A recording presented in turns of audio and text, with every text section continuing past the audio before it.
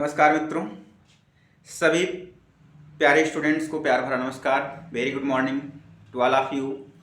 तो जैसा कि हम लोग क्लास 12th और बिहार एस्टेट पेपर सेकंड का जो बॉटनी का एग्ज़ाम है उसके लिए हम लोग चल रहे हैं स्टार्टिंग से। तो आज दूसरा लेक्चर होगा part and structure of flower, यानी कि जो पुष्पी पौधे हैं तो पुष्पी पौधों में जो पुष्प का स्ट्रक्चर है उसके जितने पार्ट हैं वो कौन कौन से पार्ट हैं और किस पार्ट का क्या काम होता है, क्योंकि क्वेश्चन कभी कभी फ्लावर के पार्ट से भी आते रहते हैं। ठीक है, कल हम लोगों ने कंप्लीट फ्लावर और इनकम्प्लीट फ्लावर क्या होता है उसके बारे में चर्चा कर लिए थे। आज जो बातें होंगी डायरेक्ट फ्लावर पर, एंजियोस्पर्मिक प्लांट में जो पुष्प है उस पुष्प के भाग क्या हैं, उन भागों के काम क्या हैं, उनकी इकाई क्या होती है, क्योंकि यूनिट से इकाई से क्वेश्चन आपके चाहे टीजीटी हो, पीजीटी हो या फिर नीट जैसे एग्जाम में ये क्वेश्चन बनते रहते हैं। तो आइए समझते हैं part and structure of flower. तो सबसे पहले हम आपको स्ट्रक्चर जो पार्ट है फ्लावर के मेन पार्ट वो आपको बता देते हैं। फ्लावर का जो मेन पार्ट यानी कि मेन पार्ट्स ऑफ फ्लावर यानी पुष्प के 4 पार्ट हैं। एक पहला जो होगा उसको आप कैलिक्स बोलेंगे, दूसरा जो होगा उसको आप कोरोला कहेंगे, तीसरा जो होगा आपका एंड्रोसियम होगा, एंड्रोसियम, और जो चौथा होगा उसको आप क्या बोलेंगे भैया, गायनोसियम बोलेंगे। ठीक है ना। तो ये 4 मेजर पार्ट हैं किसके, फ्लावर के। अब हम फ्लावर का स्ट्रक्चर बनाएं और आप उसको आराम से देखेंगे, समझेंगे क्या है कैसे है। बहुत आसानी से आप भी ड्रा कर सकते हैं स्ट्रक्चर को ऐसे। ये आपका जो पार्ट है इसको बना रहे हैं भैया स्टिग्मा, और यहीं पर ये है इसका एंथर। ठीक है, और यहीं से एक इधर भी दिखा दे रहे हैं एंथर, और यहाँ पर कोरोला का पार्ट जो आपको रंगीन दिखता है वो वाला पार्ट नजर आ रहा होगा ये।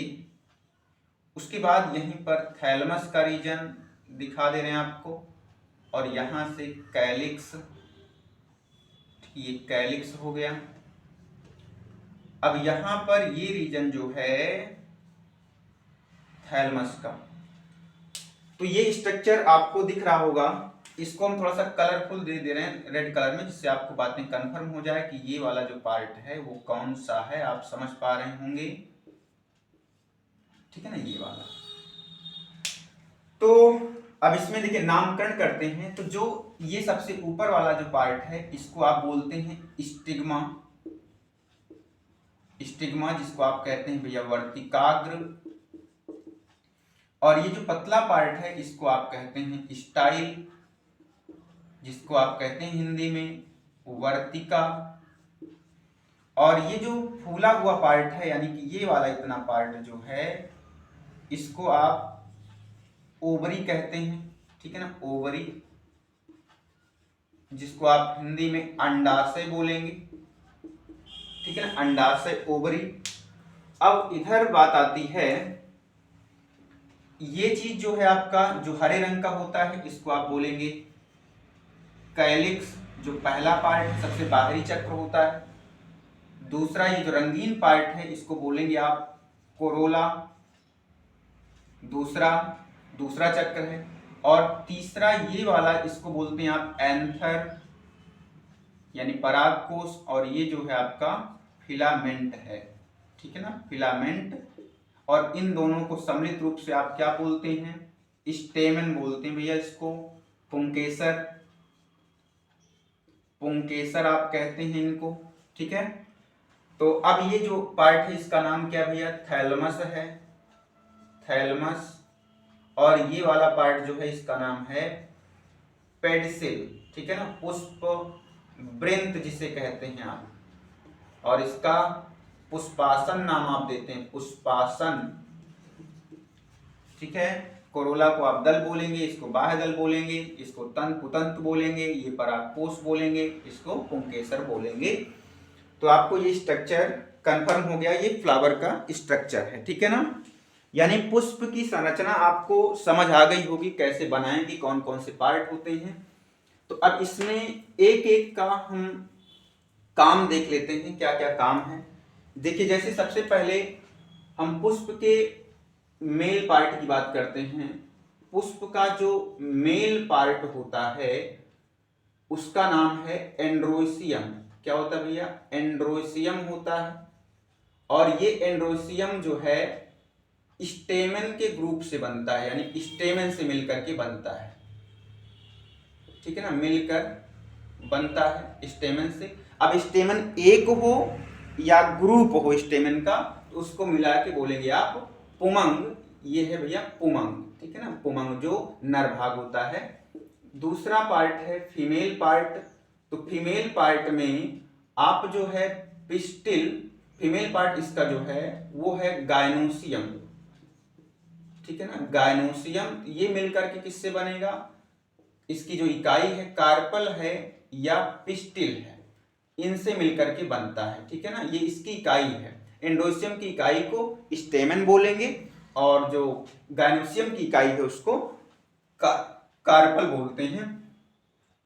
और इसके मेनली 3 पार्ट होते हैं अगर कहा जाए तो। एक होगा आपका, एक पार्ट जो है इसका स्टिग्मा हो जाएगा, दूसरा स्टाइल हो जाएगा और तीसरा जो है वो ओवरी हो जाएगा, ठीक है। 5 मिनट रुकिए। स्टाइल हो जाएगा। तो ये इतनी बातें हो गई यहां तक। अब इसके बाद इन सबके नॉर्मल काम देख लेते हैं कि काम क्या है इस फ्लावर में, ठीक है ना। तो फ्लावर यहां पर आप इसको देख चुके हैं, इधर हम इसको इरेज करके काम बताते हैं आपको इसका।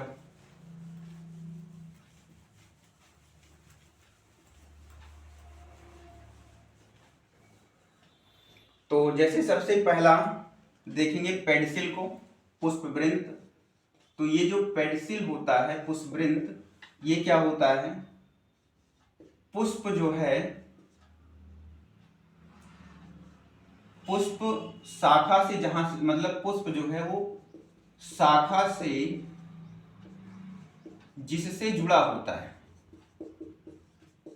उसे बोलते हैं पुष्पवृंत। यानी कि जो डंठल होती है वो किसी न किसी स्टेम से, जैसे ये तना है, तना से ये फूल बना हुआ है, तो ये जो है आपका क्या है? पेडिसिल है। मतलब जो तने से, पुष्प का वह भाग जो तने से जुड़ा होता है उसको पेडिसिल बोलते हैं। दूसरा भाग है थैलमस। अब ये थैलमस क्या होता है? पुष्पासन। तो पुष्पासन यानी कि पुष्प का वह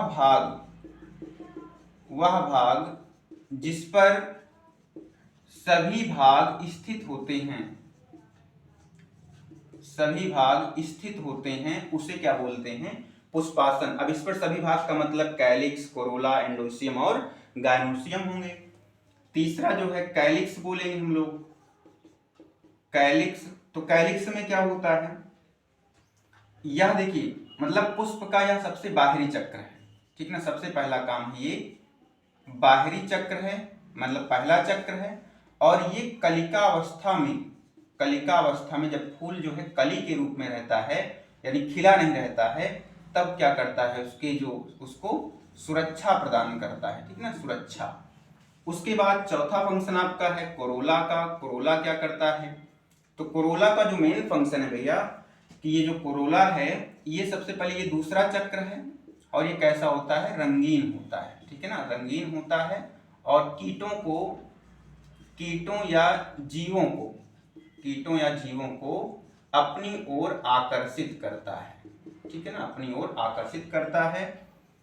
पांचवा अगर देखें इसमें स्टेमन क्या है? ये तीसरा चक्र है। और ये पुष्प का क्या होता है भैया? नर भाग होता है जो आगे चल करके पराग कण बनाता है, ठीक है ना, पराग कण बनाता है। और छठा भाग जो गायनोसियम का है, जो आप उधर देख चुके हैं, गायनोसियम का ये चौथा और अंतिम चक्र होता है। तो इसमें क्या होता है? ये फीमेल पार्ट होता है, ठीक है ना, फीमेल पार्ट मादा भाग है। और ये अंडक का निर्माण करता है। ठीक है ना। आई होप ये आपको सारी टॉपिक पसंद आई होगी। तो इसके बाद हम लोग फ्लावर के स्टेमन को लेकर के उसके माइक्रोस्पोरेंजियम की चर्चा करेंगे, उसकी लेयर की, उसमें टेपिटम क्या होता है, वो यूनिन्यूक्लिएट होती है या मल्टी न्यूक्लिएट होती है, उसके बारे में बात करेंगे। आज के लिए इतना ही, धन्यवाद।